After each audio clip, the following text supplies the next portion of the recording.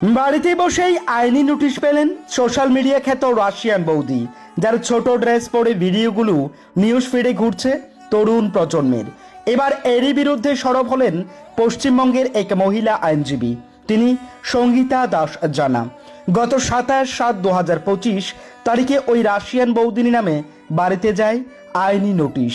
সঙ্গীতা দাস জানার বক্তব্য, এরা সমাজকে কলুষিত করছেন, যা দেখে গোটা একটা প্রজন্ম যেমন নষ্ট হচ্ছে, তেমনি আরেকটা প্রজন্ম এই ভিডিওগুলির প্রতি আকৃষ্ট হয়ে রাতারাতি সেলিব্রিটি হতে চাইছেন। সমাজ থেকে এইসব ভিডিও করা বন্ধ না হলে আগামীর ভবিষ্যৎ একেবারেই নষ্ট হবে। কারণ সোশ্যাল মিডিয়া শুধুই যে রিলস দেখার জন্য এমনটাও কিন্তু নয়। সোশ্যাল মিডিয়া এই সময় দাঁড়িয়ে আমাদের নানাবিধ তথ্য দিয়ে সাহায্য করছেন।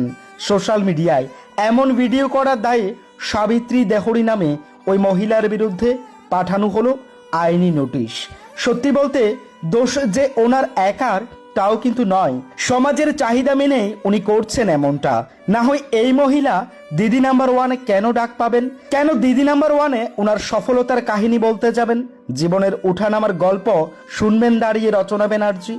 অন্যদিকে দিয়া বিশ্বাস নামে একটা ছোট্ট মেয়ে, যে কিনা হাতে শাখা, কপালে সিঁদুর, ছোট্ট বউয়ের সাজে ধরে রাস্তায় নাচের ভিডিও করছেন এবং সেলিব্রিটি হওয়ার ধান্দা করছেন। আসলে কি এরা সেলিব্রিটি নাকি সমাজের বিরূপ বার্তা দিচ্ছেন? এই যে বছর 10-এর অনন্যা বিশ্বাস নামের মেয়েটা এভাবে করে লাখো লাখো ভিউজ কামাচ্ছেন, কোথায় তার পড়াশোনা, কোথায় তার সামাজিকতা? এ নিয়ে অ্যাডভোকেট সঙ্গীতা দেবী বলেন, এরা বাল্যবিবাহকে প্রমোট করছে রাস্তায়, তা নিয়ে লিগ্যাল নোটিশ করাই যেতে পারে।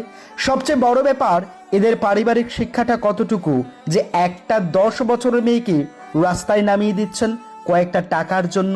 সত্যি বলতে সোশ্যাল মিডিয়াতে ইনকাম আর পরিচিতির বারবারন্ত যেদিন থেকে সামনে এসেছে, সেদিন থেকে সস্তা জনপ্রিয়তার আশায় সকলে মেতে উঠেছেন। সমাজে এমন হাজারো রাশিয়ান বৌদিতে ভরে গেছে, এমন হাজারো অনন্যায় ছেয়ে গেছে গোটা সমাজ। আমি, আপনি, আমরা যদি সচেতন না হই, একা সঙ্গীতার দ্বারা কিছুই হবে না। এই বাক্যগুলোই ঘুরপাক খাচ্ছেন কমেন্ট বক্সে। সকলেরই একটাই বাক্য, সঙ্গীতা দেবী সাহস করে পদক্ষেপ নিয়েছে, এটাই বা কজন পারে বলুন তো? দিন শেষে আমরাও চাইব সত্যি আপনারা ভিডিও করুন, ব্লগ বানান, রিলস করুন, যা সকলের সাথে বসে দেখার যোগ্য হয়। কারণ নিউজ ফিডগুলো বাচ্চারাও দেখে। তাই আসুন এই সমাজকে সুন্দর করতে আমরা সবাই এই সব থেকে বিরত থাকি। এইসব থেকে বিরত থাকাই আমাদের কাম্য। কারণ আজ সোশ্যাল মিডিয়া রোজগার দিচ্ছে, কাল নাও দিতে পারে, কিন্তু আপনি ততক্ষণে আপনার সবকিছুই বিলিয়ে দিয়েছেন এই গোটা সোশ্যাল মিডিয়াতে।